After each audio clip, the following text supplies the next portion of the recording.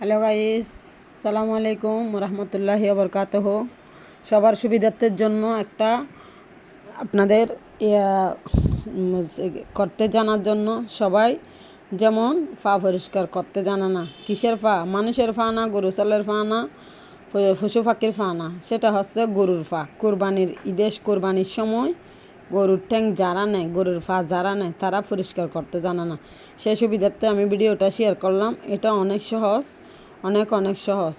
এটা করতে জানলে অনেক সহজ। এটাও আমি আগে জানতাম না, সেজন্য আমার জন্য অনেক কঠিন হয়ে যায়।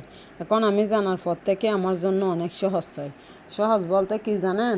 আগের যুগের মানুষেরা কি করত, মানে লাকড়ির চুলায় আগুনের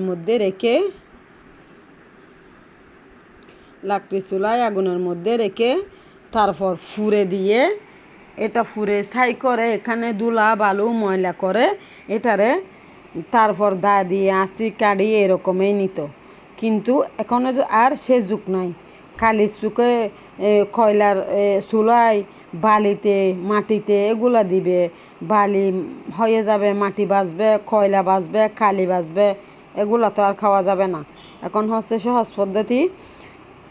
পদ্ধতি বলতে চুলার উপর চূড়া একটা ডেকচিতে পানি দিবেন, ফাটা ডুবে মতো পানি সিদ্ধ হয়ে গেলে এখানে 10 মিনিট মতো ফাটা এদিকে ওদিকে ঘুরাইয়ে, মানে যতটুকু চুলা আছে না, যতটুকু চুলা নাই অতটুকু ফা ওখানে ধরে রাখবেন ঘুরিয়ে। আমি ভিডিওতে দেখাচ্ছি, হয়তো আপনারা খেয়াল করেন। ভিডিওটা দেখলে আপনাদের জন্য অনেক সুবিধা হবে। তো ভিডিওটা দেখলে আপনারা যারা জানেন না তাদের জন্য অনেক সুবিধা হবে। আর ভিডিওটা দ্রুত শেয়ার করে দিবেন সবাই যাতে দেখে। অনেকের কষ্ট হয় এরকম। আর নাড়ি বুড়ি নিতে অনেক সুবিধা, কারণ আমি নিই না, সেজন্য আমি ভিডিওটা দিতে পারছি না।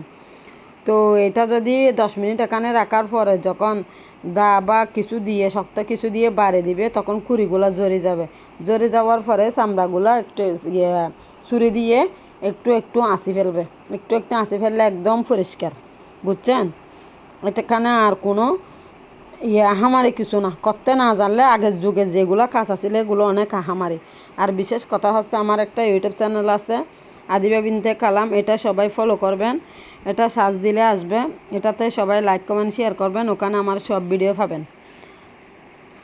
তো আদিবা বিনতে কালাম আমার ইউটিউব চ্যানেলটা অবশ্যই সবাই সাবস্ক্রাইব করবেন। সবাই ভিডিওটা দ্রুত শেয়ার করবেন।